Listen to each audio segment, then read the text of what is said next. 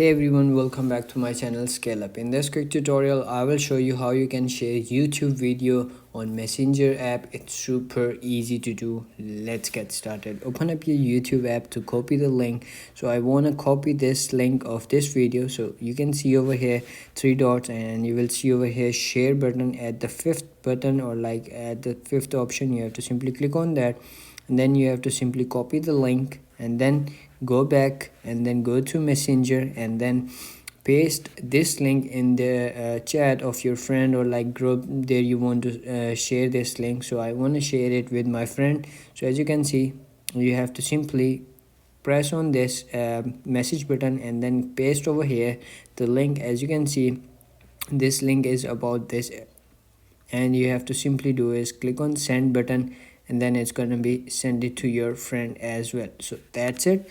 That's how you can share YouTube link on Messenger. It's super easy. If you found this video helpful, don't forget to like my video, subscribe my channel Scale Up, and also drop me a comment for more tips and tricks videos. Thanks for watching. See you in the next video. Have a nice day. Bye bye.